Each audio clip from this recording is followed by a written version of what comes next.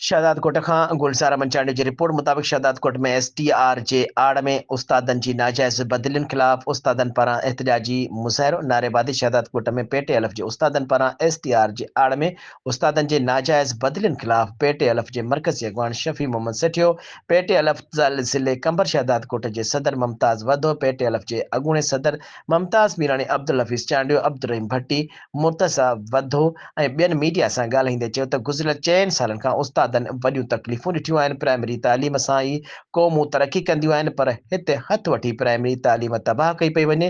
हुननि चयो त सेक्रेटरी तालीम सां मुलाक़ात कई खेसि, चयो त तव्हां मुख़्तलिफ़ खातनि जे सेक्रेटरियुनि सां 5 स्टार होटलनि ते पॉलिसियूं ठाहे ज़मीनी हक़ीक़तूं ॿियूं आहिनि। प्राइमरी ऐं पुराणियूं सुपरवाइज़र निज़ाम खे बहाल करियो। हुन डिवीज़न में वधीक ज़ुल्म कयो वियो त हितां जो फर्नीचर जा 4 करोड़ करप्शन जे वर चढ़ी विया। असां जिदोजहद कई, कराची में तारीख़ी एहतजाज कयो ऐं उस्तादनि खे 16हों स्केल वठी ॾिनो। क्लार्क 17 अरिड़हें ग्रेड में प्रोमोशन वठी, पर प्राइमरी उस्तादनि 16हों ॾेई अॻिते मथे ग्रेडनि में प्रोमोशन नथो ॾिनो वञे।